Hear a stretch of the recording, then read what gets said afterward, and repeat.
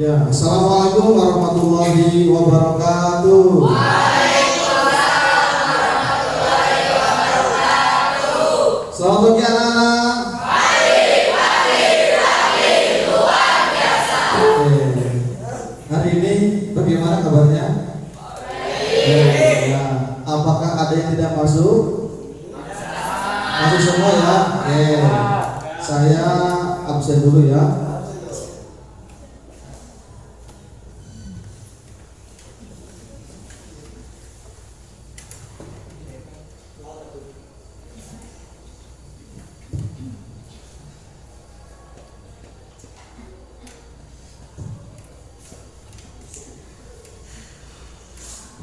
Adin ada?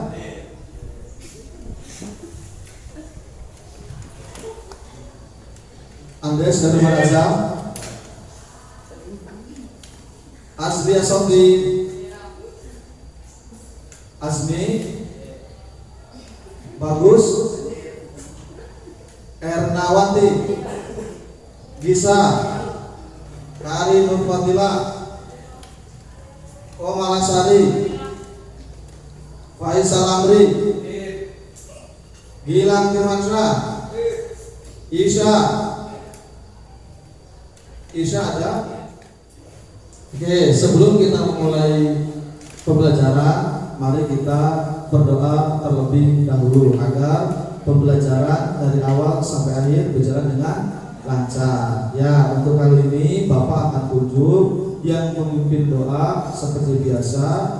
Yang doanya pendek saja ya, Alhamdulillah ya. Nanti disiapkan oleh Azmi ya. Silakan Azmi disiapkan. Duduk siap. Doa mulai.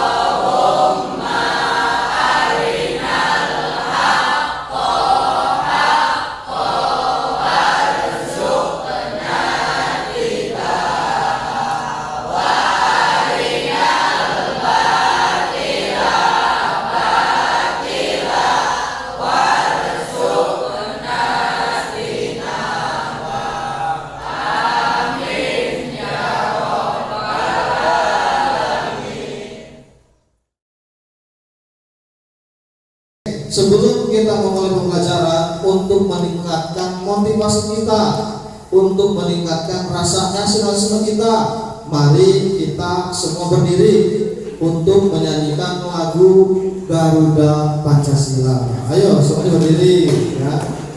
Nah, oke, sudah siap semua ya? Kita agar semangat ya, dan juga lebih cinta lagi ke negara kita. Kita nyanyikan lagu Garuda Pancasila.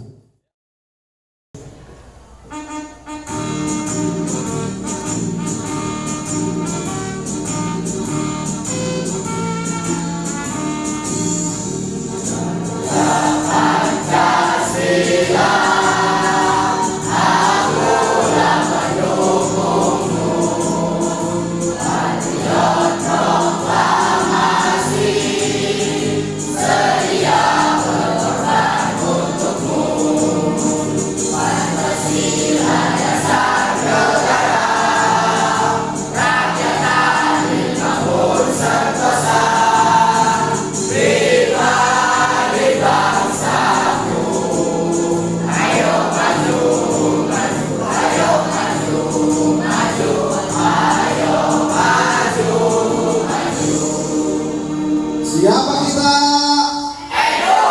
NKRI Pancasila SMK Marika Satu Bantar Kaum. Tepuk tangan untuk kalian semua. Sistem pembagian kekuasaan di Indonesia ya. Sebelumnya, apakah ada yang tahu sistem pembagian kekuasaan di Indonesia? Masih ingat saat di SMP dulu? Ya, belum ya? Atau tidak ingat? Nah, ini kelemahan kalian, harus sering dibaca bukunya ya, agar nanti ketika kalian bertemu dengan materi yang sama, menemui materi yang sama, kalian sudah ingat ya. Oke. Nah, babnya bab 1 ya, nilai-nilai Pancasila dalam kerangka praktik penyelenggaraan pemerintahan negara. Nah, ini kekuasaan negara menurut siapa ini? John Locke ya. Awas, kalian sudah SMK, jangan sampai ayo bacanya menurut siapa? Menurut John Locke. Salah ya, jangan ya, nanti saya dimarahi. Pak Dulu itu kenapa anaknya, ada apa Pak? Masa saat cermat membacakan nama saja salah? Gimana? Pembagian kekuasaan menurut John Locke. Nah, jangan sampai malu ya. Ini menurut John Locke. Nah, dibagi berapa menurut John Locke kekuasaan negara? 3. Yang pertama apa? Kekuasaan. Kedua, ketiga, federatif. Ya, coba Bapak ingin dengar suara Naila. Kekuasaan legislatif itu apa pengertiannya? Kekuasaan untuk membuat atau membentuk undang-undang. Kekuasaan untuk membuat atau membentuk undang-undang. Coba, berarti ini sebuah lembaga yang fungsinya membuat atau membentuk undang. Siapa kira-kira? DPR. Adin, DPR singkatan apa nih? Dewan Perwakilan Rakyat ya. Jangan sampai salah ya, Dewan Perwakilan Rakyat. Tugasnya itu. Nah, tugas intinya atau fungsinya ada 3 DPR itu ya. 1 fungsi pengawasan atau controlling. Yang kedua fungsi legislation atau legislasi, yaitu membuat atau membentuk undang-undang. Dan ketiga yaitu fungsi budgeting. Budgeting itu anggaran yang mengatur keuangan. Jokowi sebagai presiden akan mengajukan RAPBN untuk tahun depan. Rancangan anggaran pemerintah belanja negara, RAPBN ya. Yang menyetujui siapa? Ya DPR. Itu ya. Oke, yang kedua kekuasaan eksekutif ya. Coba dibaca bagus. Yaitu kekuasaan untuk melaksanakan undang-undang, termasuk kekuasaan untuk mengadili setiap pelanggaran terhadap undang-undang. Ya, kekuasaan untuk melaksanakan undang-undang, termasuk kekuasaan untuk mengadili setiap pelanggaran terhadap undang-undang. Kalau tadi DPR yang membuat atau membentuk undang-undang, kalau ini eksekutif yang melaksanakan undang-undang. Siapa kira-kira eksekutif ini? Presiden ya, presiden termasuk eksekutif ya, dan kementerian-kementerian lainnya itu termasuk eksekutif ya, paham ya? Nah, kemudian yang ketiga masih menurut John Locke ya, kekuasaan federatif. Nah, coba dibaca. Sofi, kira-kira apa? Suara kamu gimana?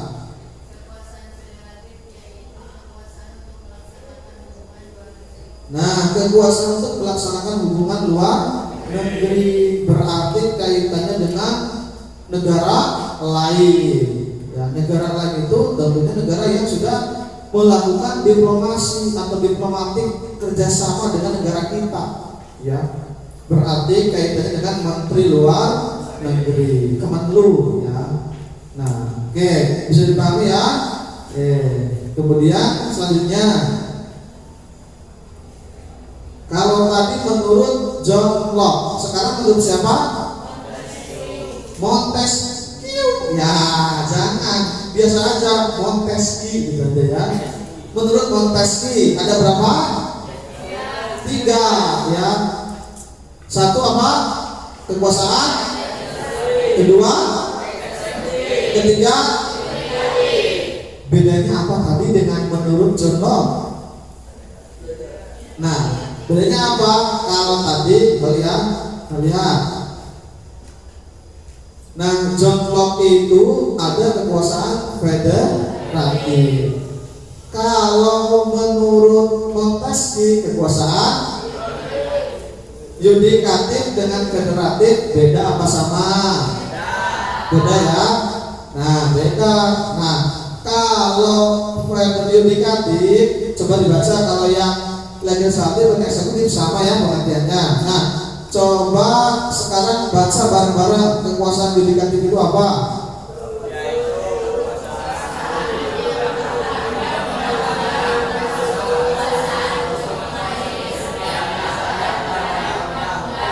Nah, kata kuncinya apa? Kata kuncinya adalah kekuasaan untuk mempertahankan undang-undang dan mengadili setiap pelanggaran terhadap undang-undang. Kira-kira lembaganya apa? Nah, yang mengadili misalnya si Gisa nyuri singkong misalnya di kebun, nah, dilaporkan. Kira-kira dilaporkannya kemana? Ke polisi ya. Dari polisi kemana terus? Ke pengadilan. Pengadilan itu apa ke atasnya lembaganya? Mahkamah Agung. Nanti ke atasnya. Nah, itu termasuk lembaga yudikatif atau kekuasaan yudikatif. Dia mempertahankan undang-undang dengan cara mengadili setiap pelanggaran terhadap undang-undang. Ada MA, Mahkamah Agung, ada MK, Mahkamah Konstitusi, ada KY, Komisi Yudisial, jangan yudikatif ya, Komisi Yudisial. Mentang-mentang ada Komisi Yudisial, Pak, berarti ada Komisi Yudisial ya, nggak ada ya. Adanya Komisi Yudisial, berarti si Yudisial terus itu ya. Nah, oke, siapa kita? NKRI, Pancasila, SMK Malika Satu Bantah Kamu. Nah, oke ya, itu bisa membedakan ya sistem pembagian kekuasaan menurut John Locke dan menurut Montesquieu. Oke, Bapak tanya, setelah kamu mempelajari ini tadi, perbandingan antara Montesquieu dan John Locke, kira-kira negara kita tercinta Indonesia menggunakan yang mana? Ayo, menurut Montesquieu atau menurut John Locke? Nah, Indonesia ini mengacu kepada pendapat Montesquieu yang sering disebut apa? Trias politik. Nah, oke, itu ya materi hari ini. Oke, dari awal sampai akhir. Ada yang bertanya? Siapa yang bertanya? Oh iya, Windy. Coba pakai mic Windy. Pak, apakah pembagian kekuasaan di Indonesia sudah berjalan dengan baik atau belum? Oke, pertanyaan yang bagus ya. Apakah pembagian kekuasaan di Indonesia itu sudah baik atau bagus atau belum ya?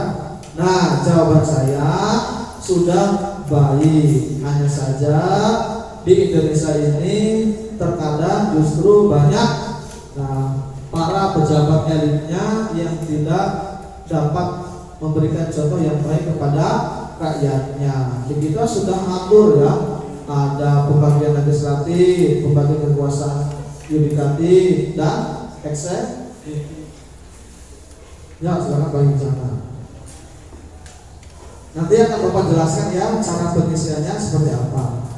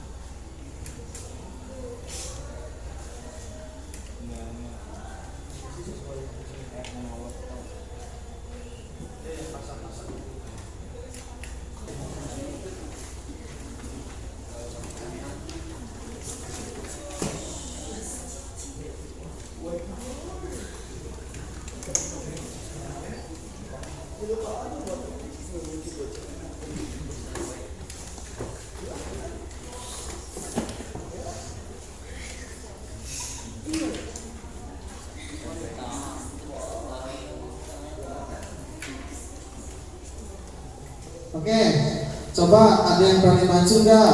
Coba sebutkan 3 macam kekuasaan menurut John Locke. Tina maju, Tina, sebutkan 3 kekuasaan menurut John Locke. Ya, coba maju.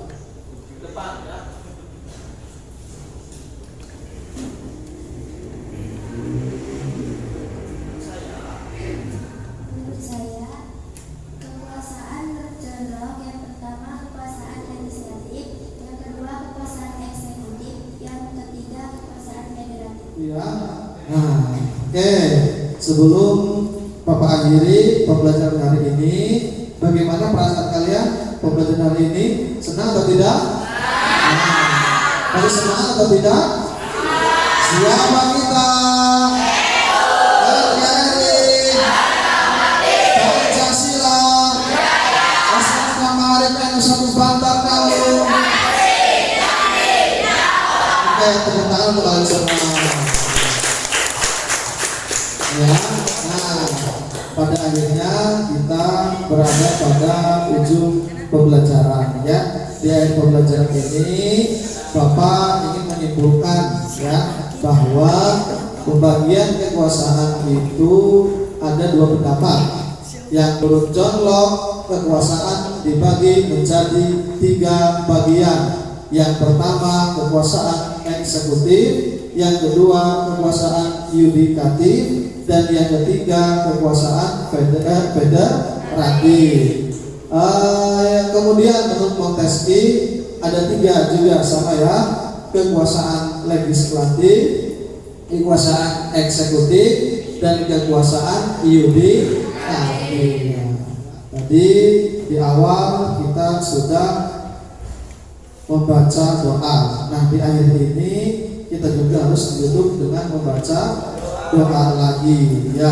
Doanya di dalam hati saja ya. Yang hari ini atau yang pada kesempatan ini gantian. Tadi Azmi sudah memimpin doa di awal. Nah, di akhir ini saya ingin perempuan. Coba Komalasari, kamu pimpin doa dalam hati saja ya untuk menutup pembelajaran hari ini.